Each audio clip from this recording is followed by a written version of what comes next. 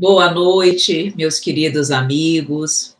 Muito bom nós estarmos aqui na Casa do Caminho Simão Pedro, no canal da Casa do Caminho Simão Pedro, mais uma vez, sempre para trazermos reflexões do nosso mestre querido, reflexões que com certeza nos ajudam e nos auxiliam muito. Eu sempre fico muito feliz, porque a Casa do Caminho é a casa espírita do meu coração, que realmente a espiritualidade me permitiu nela estar já há muitos anos. Então, a minha casa querida, e eu fico muito feliz de poder estar aqui mais uma vez com todos vocês.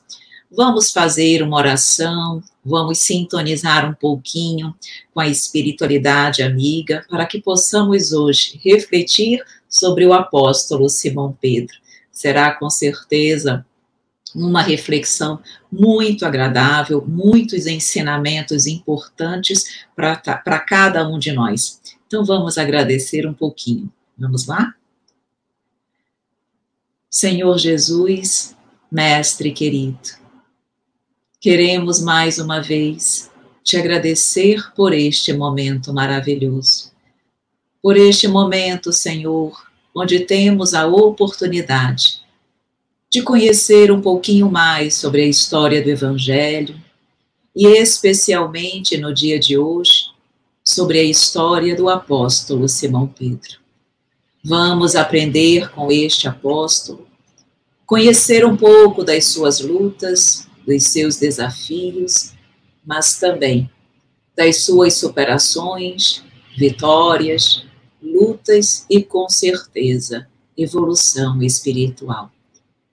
Que na noite de hoje, mestre, através dessas reflexões, nós possamos também nos sentirmos cada vez mais estimulados para seguirmos no caminho do bem, para caminharmos contigo, Senhor, sempre em busca do amor e da caridade. Que tu nos envolva, que tu nos ampare e ilumine. Que assim seja. Meus queridos amigos, vamos então refletir sobre o apóstolo Simão Pedro. Com certeza, o apóstolo Simão Pedro, e nós vamos ver isso, foi um dos apóstolos que tiveram mais destaque nos evangelhos e durante a estada de Jesus no planeta Terra. Vamos então conhecer um pouquinho da sua vida, das suas lutas e das suas vitórias também. Então, começando um pouquinho sobre ele, falando um pouquinho sobre os dados biográficos do apóstolo Simão Pedro. Ele nasceu em Betsaida, que nós sabemos ali na época, mais ou menos no século I antes de Cristo, tá? Durante o Império Romano. E Betsaida era uma aldeia ali de Cafarnaum, ok? E, na verdade, nós sabemos que ele, não apenas ele, mas o irmão dele, André, os dois foram convidados por Jesus para serem apóstolo. E o Simão Pedro, ele era um pescador, assim como o seu irmão. Ele era casado, inclusive a sua sogra foi curada por Jesus.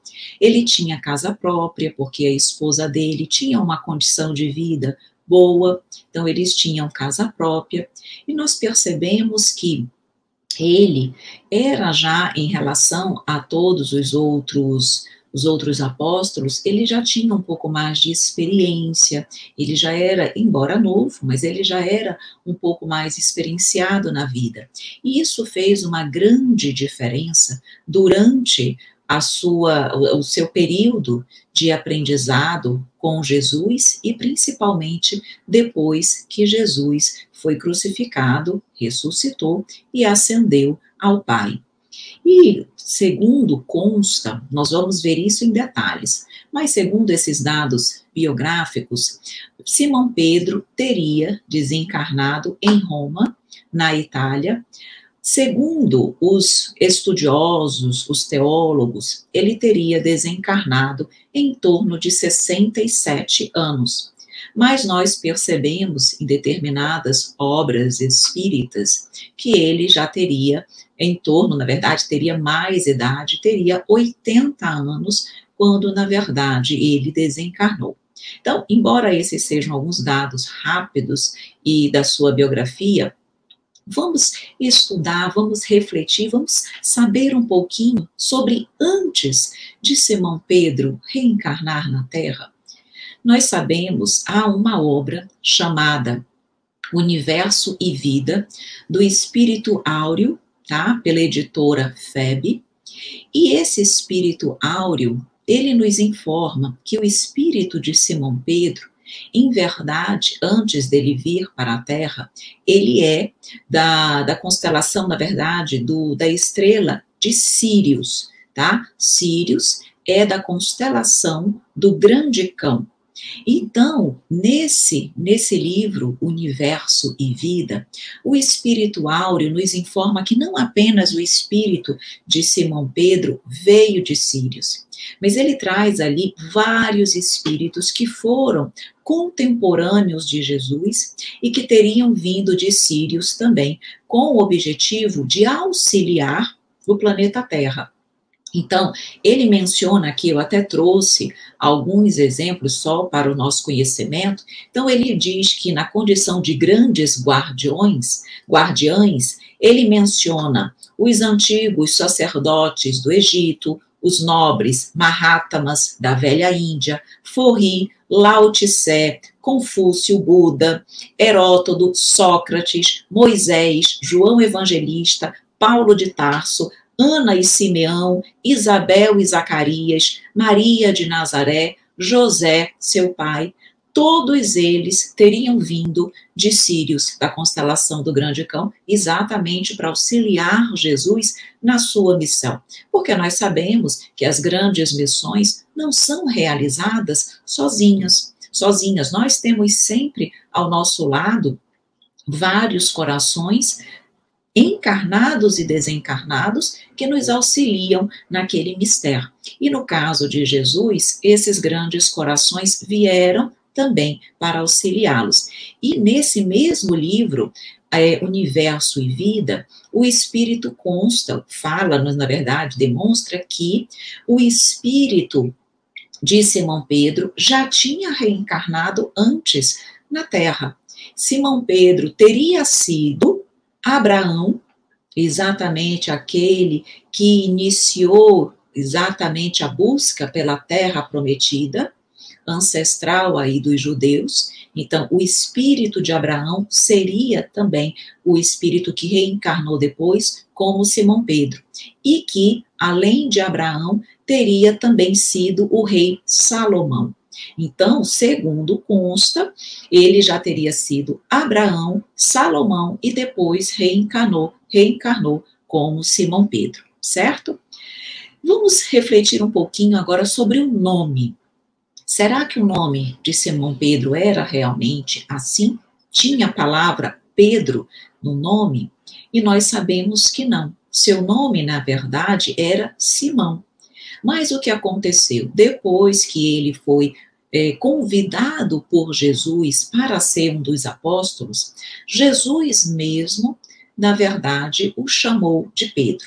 Só que Pedro é já uma tradução. Por quê? Porque a palavra original que Jesus o chamou era Cefas, ou ainda Kefa, que significa o quê? Rocha, pedra.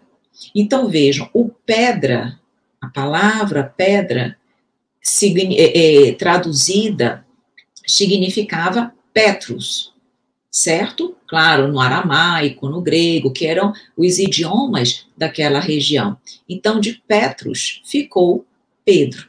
Então, quando nós estudamos sobre o nome, nós percebemos que Jesus, em verdade, quando o designou como Cefas, segundo as interpretações, as orientações, estava ali fazendo uma referência à personalidade e ao papel de Simão no cristianismo. Porque quando ele diz aqui, Pedro se tornaria firme como uma rocha. E quando nós estudamos sobre ele, principalmente depois do desencarne de Jesus, durante toda a sua estada na Terra, até o seu desencarne, nós percebemos que ele realmente se tornou muito seguro, como ele diz aqui, firme como uma rocha.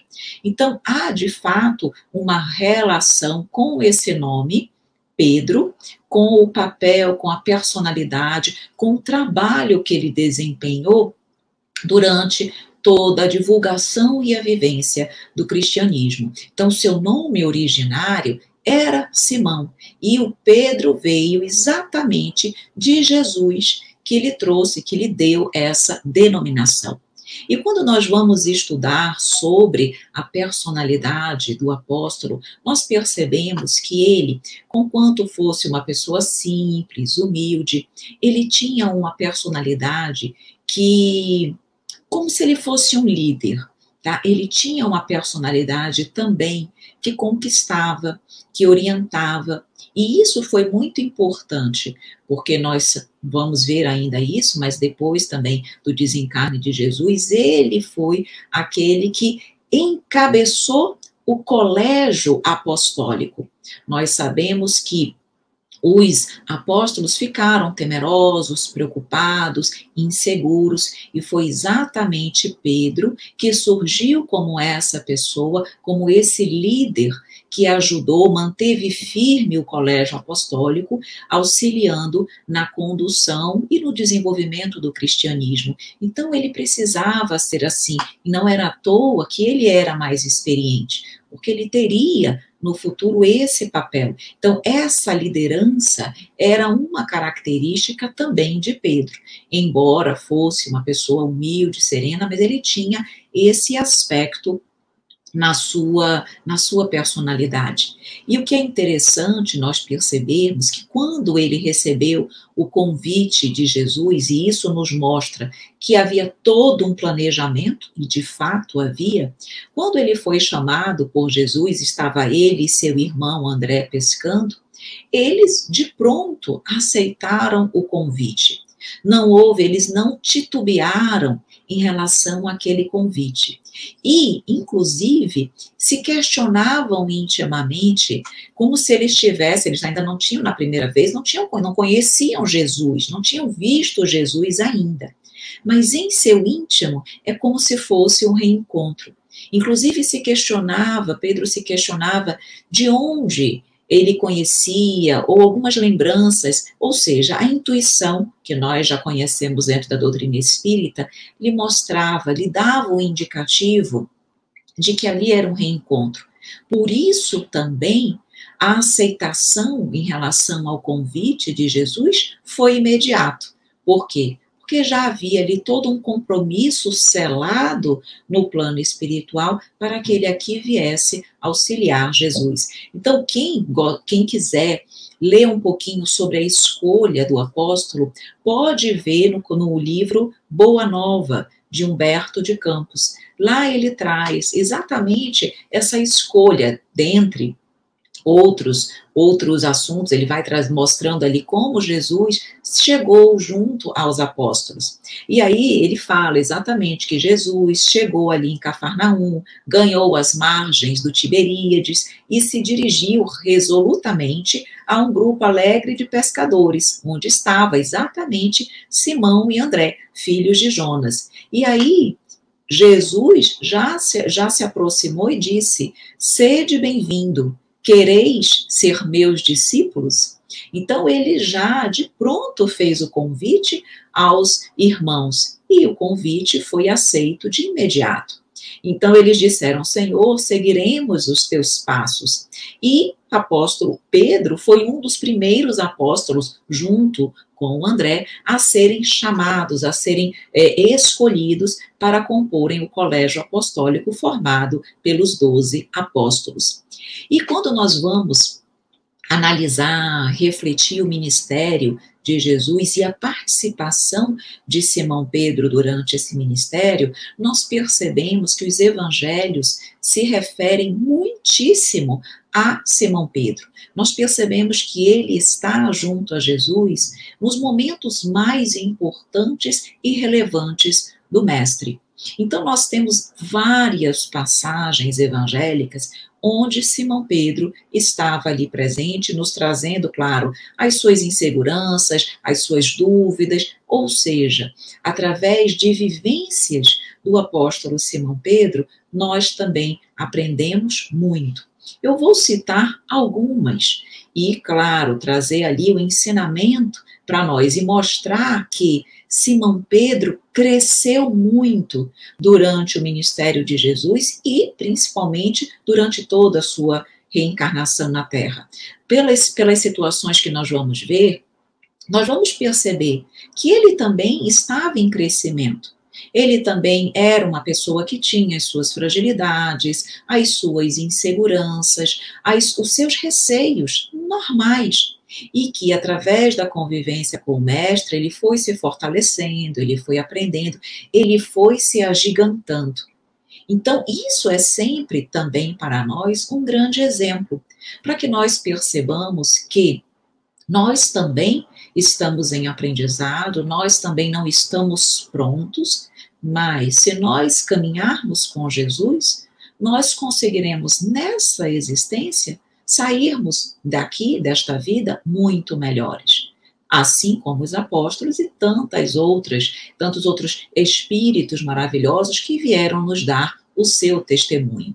Então, por exemplo, foi exatamente Pedro, foi ele o discípulo que pediu para encontrar Jesus andando sobre as águas. Está lá no Evangelho de Mateus.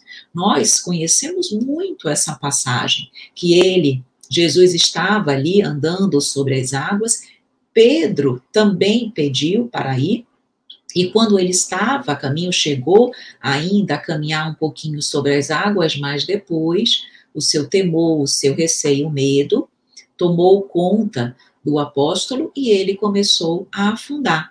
E aí Jesus o segurou pelas mãos e o resgatou ali, permitiu que ele não se afogasse. Então, aqui, nesse momento, nessa passagem, nós já temos o quê? Grandes ensinamentos, onde Pedro nos mostrou que, por mais que nós confiemos no Cristo, por mais que nós tenhamos o conhecimento do Evangelho, isso não nos deixa, isso não nos faz imunes às dificuldades, às inseguranças em alguns momentos. O que? Nós hoje não temos o conhecimento? Temos o conhecimento. Conhecemos o Evangelho, conhecemos a doutrina espírita, ou seja, em tese, nós temos tudo o que nós necessitamos para andarmos firmes e seguros pelas águas.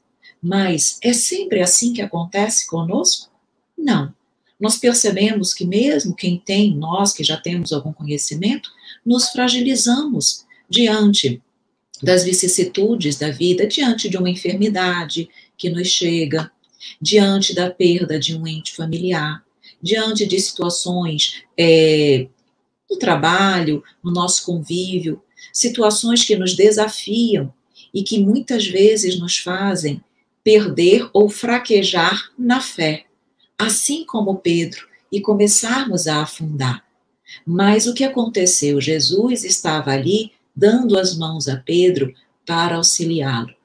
E, colocando isso na nossa vida e no nosso aprendizado, é Jesus nos dizendo: filho, eu jamais irei te desamparar.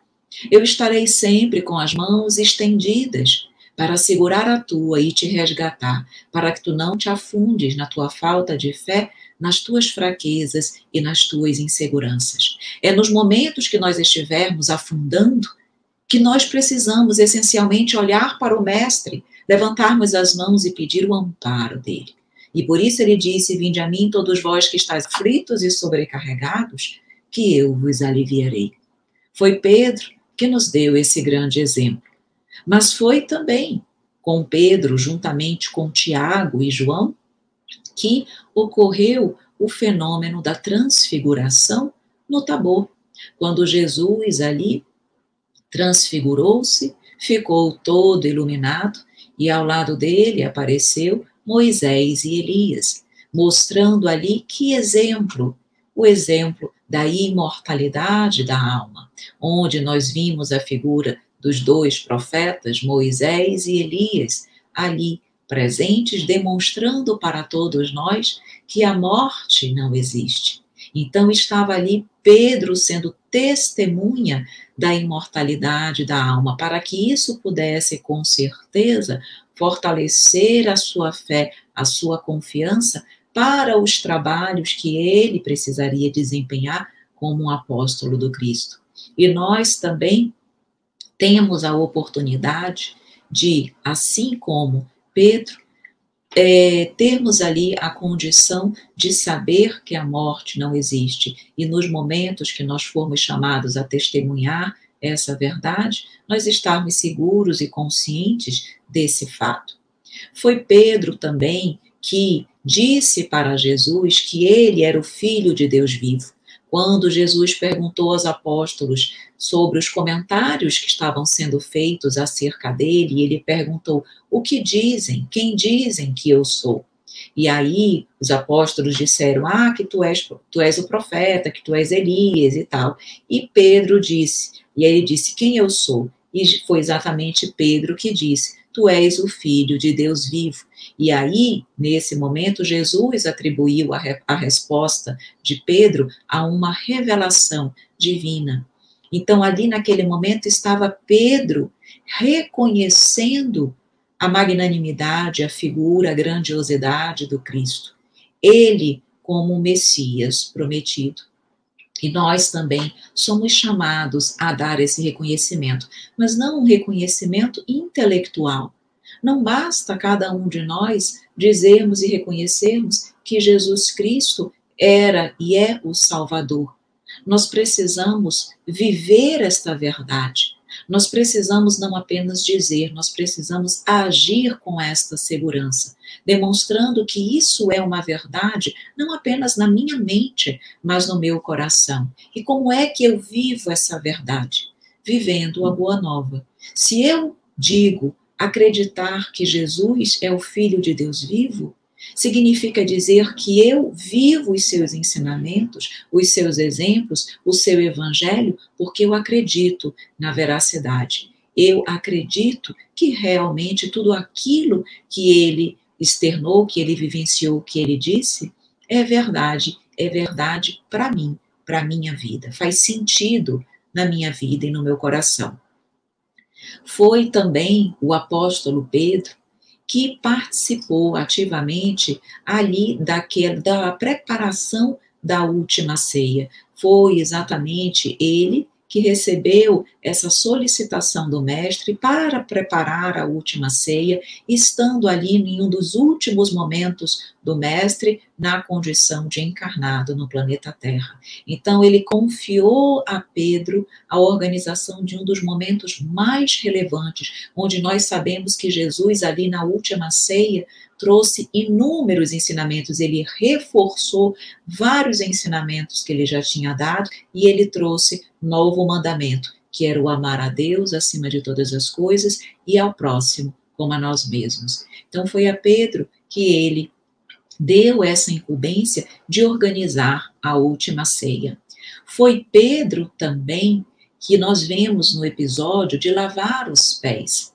Quando Jesus, ali na última ceia ainda, colocou-se à disposição, abaixou-se para lavar os pés de Pedro, e ele, naquele momento, disse que Jesus, disse, não, Jesus, você não vai me lavar os pés, porque para Pedro aquilo ali parecia como se Jesus, o mestre, o Senhor, estivesse se humilhando. E quando Jesus disse que se ele foi advertido, na verdade, por Jesus, da importância daquele ato. E aí, quando advertido por Jesus, ele não apenas permitiu, mas pediu até mesmo um banho.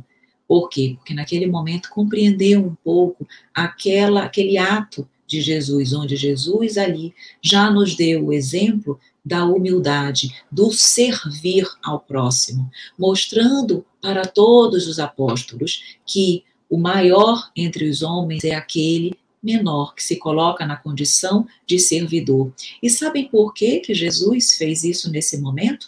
Porque antes estavam os apóstolos ali discutindo sobre qual deles seria o melhor, o maior. E Jesus, percebendo ali aquela vaidade, aquele orgulho entre os apóstolos, começou a realmente ali a lavar os pés dos apóstolos, mostrando a humildade, mostrando e dizendo: se eu, que sou o Senhor, o Mestre, estou agindo como um servo, é assim que cada um de vocês deve agir também. Então percebam que existem inúmeras passagens com o apóstolo Pedro. Uma das mais conhecidas, e é que realmente nós sempre comentamos, foi que o apóstolo Pedro negou Jesus por 3 vezes antes do galo cantar 2 vezes. Nós sabemos que quando Jesus foi aprisionado, os apóstolos ficaram muito inseguros, preocupados com o que aconteceria com eles também. Tanto é que apenas João Evangelista continuou ao lado de Jesus e ao lado de Maria e Maria Madalena durante todo o Calvário, mas os demais se afastaram. Uns ficaram vendo de longe todo o percurso, todo o Calvário de Jesus, outros se foram para sítios um pouco mais distantes, de modo que eles estavam inseguros. E foi exatamente Pedro que o negou, assim como Jesus falou na última ceia que Pedro o negaria. De fato, Pedro disse que jamais o negaria em momento algum, mas no momento que ele foi realmente questionado se ele conhecia Jesus, ele o negou 3 vezes. E aqui, sobre esse ato da negação de Pedro, cabe já um esclarecimento importante, mostrando para nós o crescimento, a fortaleza com que Pedro foi se tornando. Ele não era já, de pronto, esse homem forte, firme, seguro. Ele foi crescendo com o tempo, ele foi galgando essa condição. Então vejam, ele negou o mestre por 3 vezes, certo? Mas o que nós percebemos? Jesus ali, sendo quem era, o mestre e o Messias, talvez Pedro, ao se recordar dessa sua negativa, ele se condenasse, se culpasse. Talvez ele, no seu íntimo, pudesse não ter se perdoado por negar o mestre 3 vezes. Ele não negou qualquer pessoa, ele negou o mestre e alguém com o qual ele conviveu por 3 anos. Ele poderia, e talvez muitos de nós fizéssemos isso, tivéssemos nos condenado, deixado que a culpa tomasse conta dos nossos corações, nos paralisasse e fizesse com que nós nos achássemos as piores pessoas da face da terra. Mas foi assim que Pedro agiu? Não. Como é que Pedro agiu? Ele se arrependeu, sim, certamente, mas ele transformou o arrependimento dele em quê? Em obras no bem. O amor cobre a multidão de pecados. Então, ele tornou o arrependimento dele construtivo, porque ele não permitiu que o arrependimento paralisasse, mas o impulsionasse a ser diferente, a fazer melhor. Ele não agiu como Judas, que buscou o suicídio, porque errou. Ele buscou o amor, as obras no bem, para se reajustar com a negativa que ele tinha dado ao mestre. E nós sabemos que quando Jesus ressuscitou e ele esteve presente em vários momentos com os apóstolos, uma das suas últimas aparições, antes de aparecer para os 500 da Galileia, ele apareceu para os apóstolos e ele fez um chamado muito importante para Pedro, novamente. E essa passagem, ela é muito interessante, porque os apóstolos estavam na praia, estavam ali pescando, foram pescar, Pedro e os apóstolos tentaram pescar a noite inteira, não pescaram nada, amanheceu o dia, e aí eles viram Jesus na beira da praia. Jesus falou com os apóstolos e disse: para que eles novamente lembram da pesca milagrosa. Aqui é um outro momento, bem próximo e similar. Ele diz para os apóstolos jogarem a rede para a direita do barco, que eles iriam pescar os peixes. Eles não tinham pescado nada a noite inteira. E aí, quando eles jogaram a rede para a direita, eles pescaram muitos peixes. E Simão Pedro, à distância, percebeu que era Jesus. Já tinha sido crucificado, estava já numa das aparições dele ressuscitado. E aí ele percebeu que era Jesus, e ele jogou-se no mar e nadou até a praia para encontrar Jesus.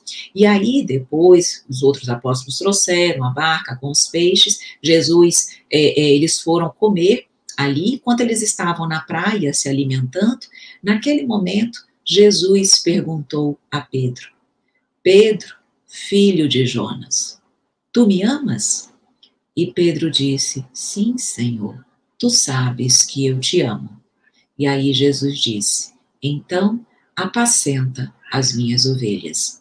E aí ele perguntou de novo, perguntou por 3 vezes a mesma coisa: Pedro, filho de Jonas, tu me amas? E Pedro, pelas 3 vezes, após a segunda vez, quando ele ouviu o terceiro questionamento, ele até ficou um pouco entristecido, porque ele achou que Jesus não estava acreditando, estava desconfiando do seu amor. Mas ele repetiu: te amo, Senhor, tu sabes que eu te amo. E ele, pelas 3 vezes, disse: então, apacenta as minhas ovelhas. E essa é uma das mensagens mais importantes de Jesus para todos nós e para Pedro. Por que Jesus perguntou por 3 vezes? Algumas pessoas dizem porque ele negou Jesus 3 vezes, e ali seria uma forma de 3 vezes, por 3 vezes ele está reafirmando o amor e o compromisso dele com Jesus. Mas vejam, não é apenas isso, porque quando Simão Pedro foi perguntado por 3 vezes, Jesus estava dando ali a oportunidade dele refletir e pensar sobre o que estava sendo perguntado. Ele teve tempo de conscientemente raciocinar sobre aquela pergunta e, principalmente, sobre a responsabilidade daquela resposta. Porque não basta nós dizermos: te amo, Senhor. Eu preciso demonstrar em atitudes, em palavras, em emoções, em vivência. E Jesus, ao perguntar, estava ali fazendo com que Pedro pensasse na responsabilidade, tivesse tempo de compreender o que significava amar Jesus. E aí Jesus disse: então apacenta as minhas ovelhas. E será que foi isso que Jesus orientou e foi seguido por Pedro? Sim, Pedro seguiu perfeitamente as orientações de Jesus. O que Pedro fez? Ele fundou a Casa do Caminho. Em Jerusalém, foi Pedro que teve ali a iniciativa de acolher os órfãos, as viúvas, os doentes, e ele instituiu a Casa do Caminho em Jerusalém. E vejam, Pedro, ele saía, porque conquanto o seu ideal fosse nobre, no sentido de ajudar, ele tinha muitas dificuldades, tinha poucos recursos para suprir a deficiência, a necessidade, a carência daquele povo. Todos os dias chegavam novas pessoas necessitadas de amparo. E Simão Pedro saía todas as manhãs pedindo doações, recursos, roupas, alimentos, aquelas pessoas que tinham um pouco mais, seus amigos, seus conhecidos, aqueles que tinham uma certa simpatia pela causa do Cristo. Então, em nome do Cristo, ele todas as manhãs saía pedindo, porque eles não tinham recursos. E ele voltava à tarde cheio de coisas para alimentar, para amparar aqueles corações, mas ele chegava exausto.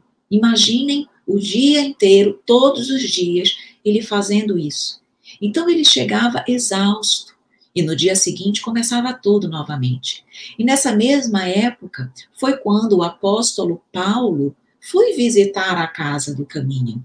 E aí percebeu que Pedro ficava tão cansado quando ele chegava que ele não tinha nem forças e resistências para falar do evangelho.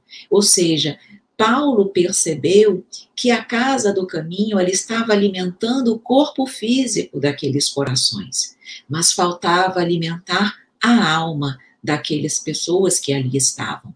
E foi Paulo de Tarso que sugeriu a Pedro, então, que eles passassem a verificar entre aquelas pessoas que estavam sendo assistidas e ajudadas, se eles, ao melhorarem, quando fosse possível, não poderiam trabalhar e ajudar no sustento da casa do caminho, de modo que Pedro não precisasse ocupar-se o dia inteiro com as coisas materiais e pudesse ocupar-se com o alimento espiritual, que era o quê? A mensagem de Cristo. Se a casa foi fundada em nome do Cristo, era importante que o evangelho e a boa nova fosse transmitida àquelas pessoas.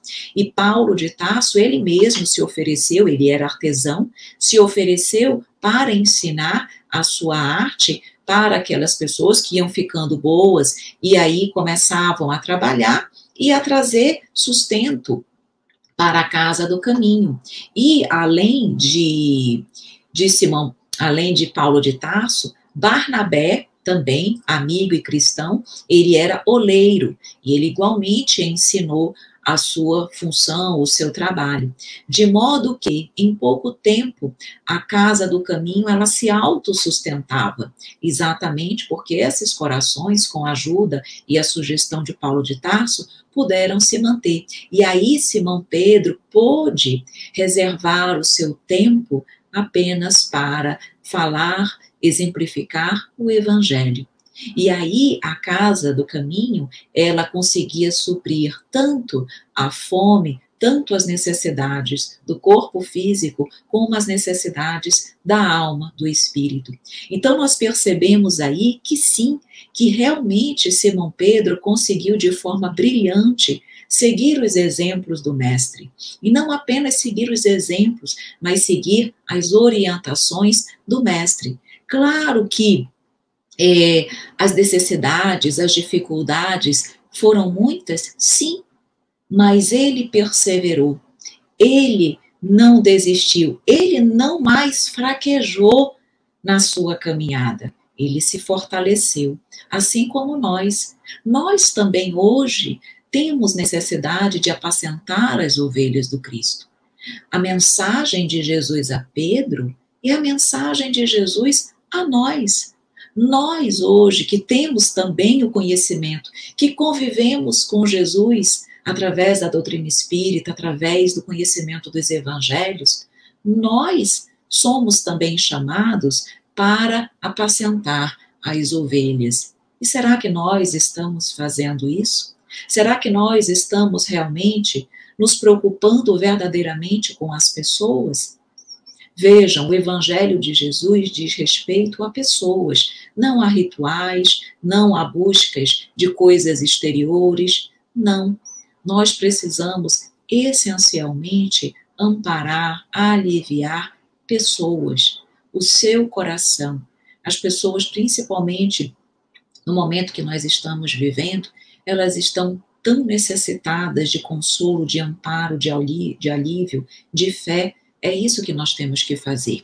E nós percebemos que depois do desencarne de Jesus, quando, antes inclusive de Simão Pedro fundar a Casa do Caminho, tem um fenômeno interessantíssimo, um episódio muito interessante, onde mais uma vez Pedro se destaca, que é onde? No fenômeno de Pentecostes, onde nós sabemos, ali na comemoração da Páscoa, línguas de fogo caíram sobre os apóstolos, cada um deles começaram a falar, a evangelizar em vários idiomas, e quando o povo ouviu que os apóstolos falavam em vários idiomas, uns chegaram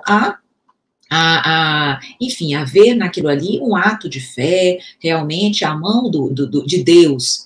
Mas outros começaram a achar que eles estavam bêbados, começaram a achar que aquilo ali estava, de uma certa forma, denegrindo a imagem e a condição dos apóstolos. E foi nesse momento que Pedro, sob inspiração divina, deu ali um discurso, onde ele falou, foi exatamente ali também que ele falou, que no momento certo, os filhos e filhas profetizariam, os jovens teriam visões, os velhos sonhos, falando ali também do que nós já sabemos, da mediunidade, que no momento certo, na hora certa, a mediunidade estaria vulgarizada na humanidade. E foi a partir ali daquele discurso de Simão Pedro que muitas pessoas, dizem que em torno de 3.000 pessoas foram convertidas ali com o discurso de Pedro em Pentecostes. Então, nós já estamos vendo mais uma vez a figura grandiosa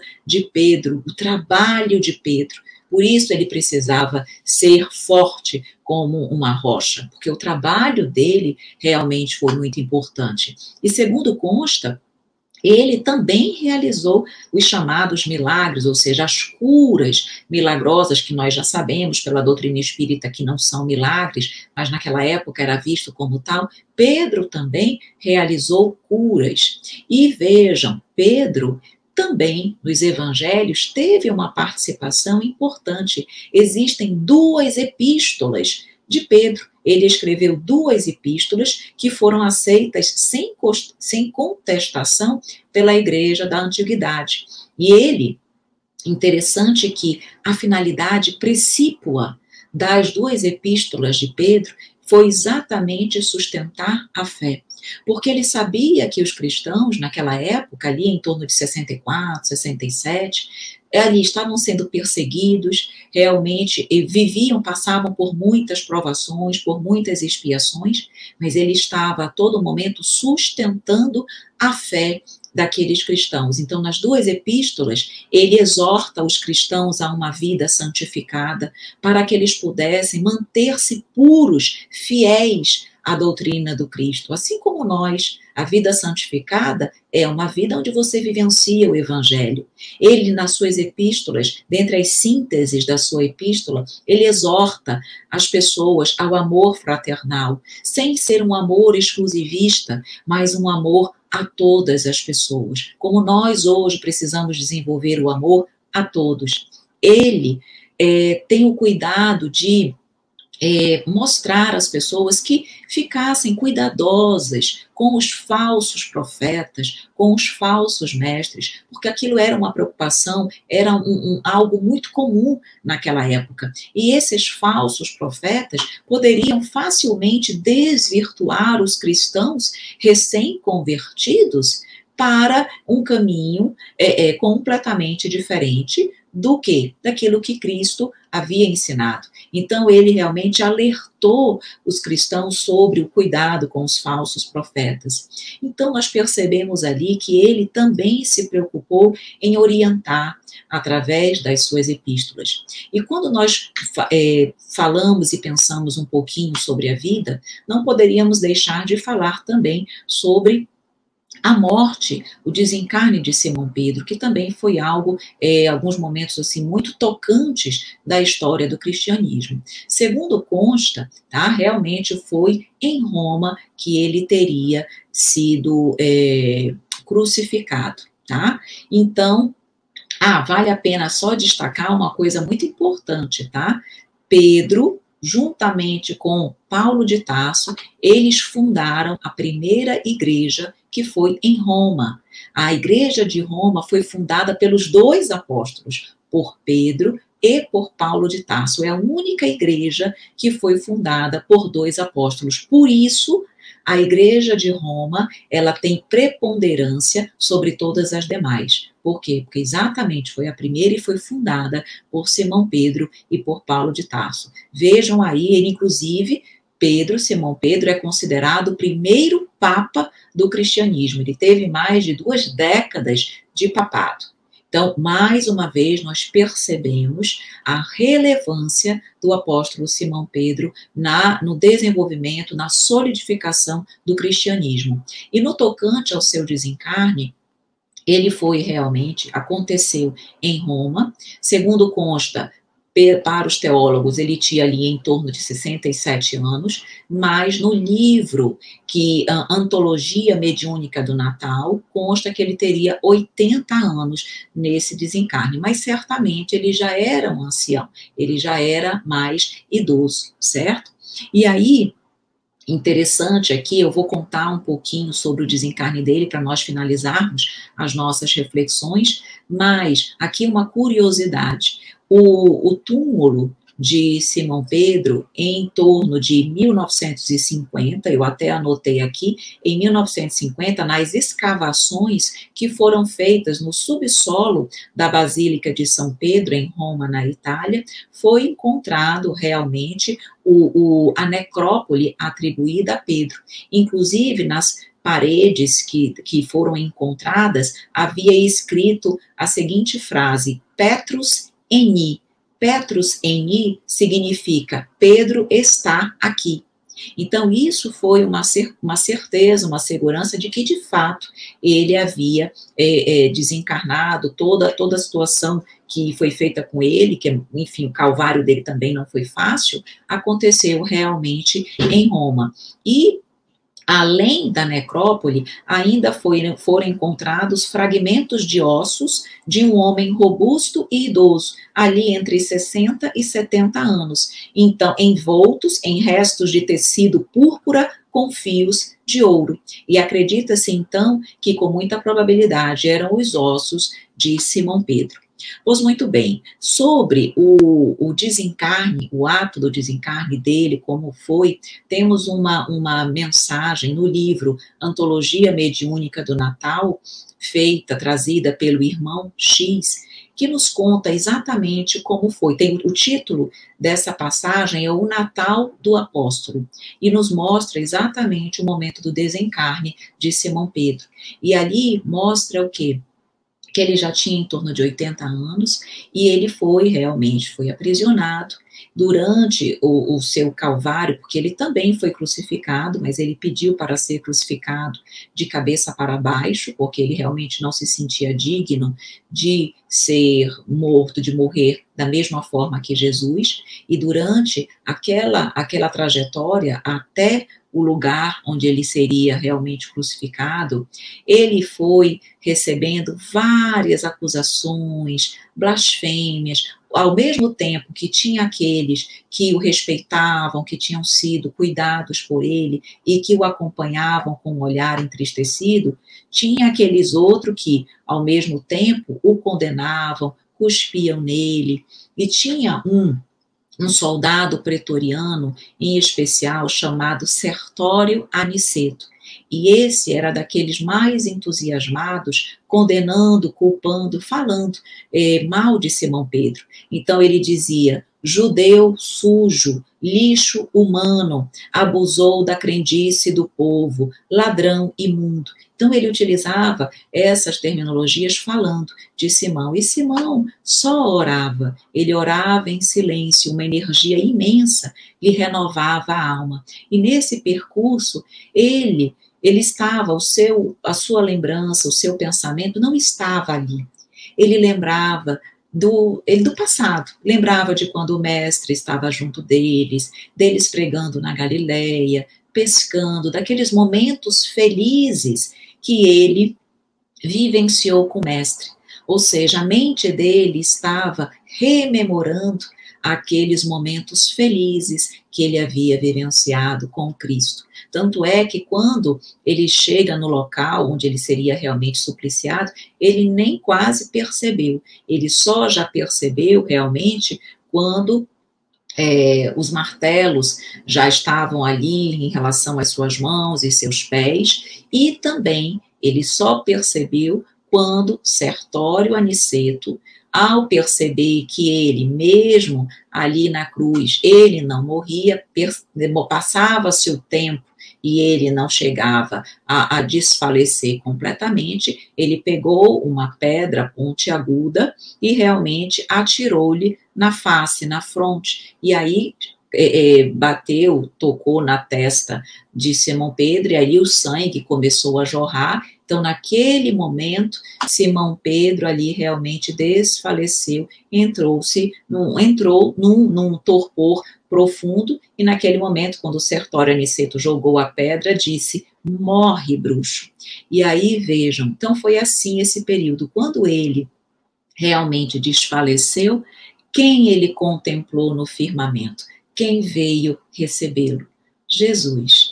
Jesus veio receber Pedro, e aí carregou no colo, deu um sorriso, Simão Pedro, ao ver, né, chamou de mestre, e ele foi carinhosamente levado para as paragens superiores por Jesus.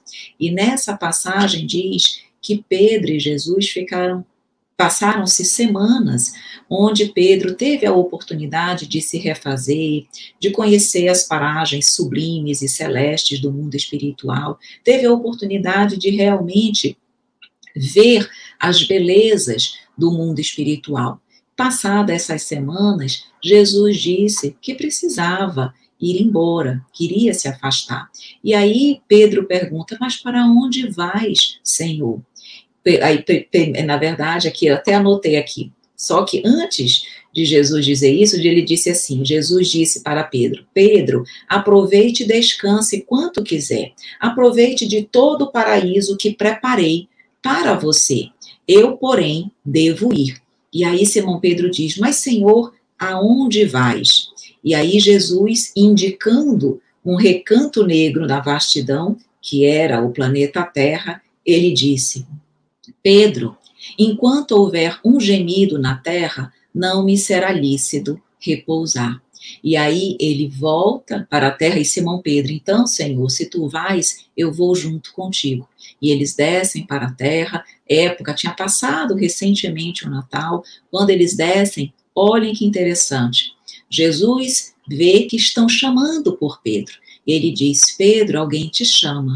E Pedro, quando vai olhar, era exatamente o soldado pretoriano, Sertório Aniceto, com o filho dele em febres altíssimas, quase morto, desfalecido, ele pedindo perdão a Pedro pelo que tinha feito e pedindo a Pedro que curasse o filho dele.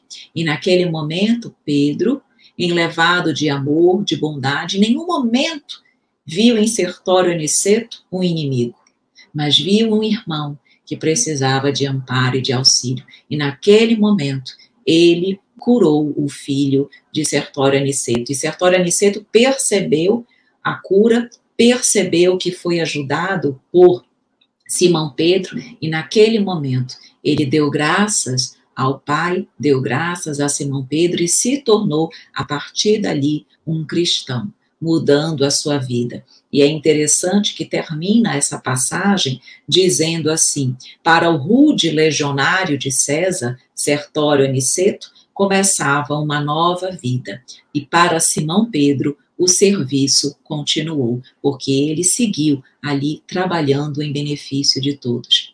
E é por isso, com essas mensagens, com essas reflexões, nós vamos finalizar a nossa conversa, a nossa reflexão, trazendo uma poesia. Eu gosto sempre de finalizar com uma poesia, e como nós vimos aqui nessa mensagem final, exatamente o ato de amar um inimigo, porque Pedro demonstrou ali amar, com certeza, Sertório Aniceto. Eu trouxe uma poesia que fala: amai os vossos inimigos, porque quando nós amamos os nossos inimigos, nós também estamos apacentando as ovelhas do Cristo. Então a poesia diz: amai vosso inimigo, disse o mestre amigo. Caridade com o criminoso, esse o amor luminoso. Quem erra é filho do Pai. Em teu coração isso guardai. Não é pessoa miserável, não há crime irreparável. Não lhe desejando o mal, nem o vendo como animal. Ajudamos na recuperação do próximo nosso irmão. Como Jesus agiria? Com certeza lamentá-lo-ia, estenderia a amorosa mão, dar-lhe-ia o seu perdão. Observa teu íntimo com calma, também és enfermo da alma. Necessita da compreensão de todo homem cristão. O criminoso é nosso irmão. Devemos dar-lhe o perdão. Com amor e orientação, encontrará a salvação. Seja você a auxiliar, seja você a levantar, seja você a abraçar, seja você a amar. Muito obrigada. Vamos agora fazer uma oração agradecendo por este momento. Mestre amado, querido amigo, mais uma vez te agradecemos pelas orientações, pelos exemplos, pelo amor, Mestre, que tu nos ensinaste. Sem a tua presença, sem as tuas orientações, provavelmente ainda seríamos aqueles homens primitivos que viviam apenas para a satisfação das suas necessidades de conservação. Talvez sequer tivéssemos iniciado o desenvolvimento da moral, do amor e da fraternidade. Mestre querido, que a partir dos exemplos desta noite, nós também lembremos que é através do amor, do apacentar as tuas ovelhas, que nós iremos desenvolver o nosso lado espiritual, crescermos e evoluirmos para ti. A caminhada é longa, mas o teu amor é infinito, e será Ele, sempre Ele, que irá nos sustentar em todos os momentos. Dai-nos, Senhor, força, coragem e fé para caminharmos acima das águas, com a nossa fé robusta, confiantes de que Tu estás sempre ao nosso lado. Que Tu então envolvas a todos nós, Mestre amado, hoje e sempre. Que assim seja.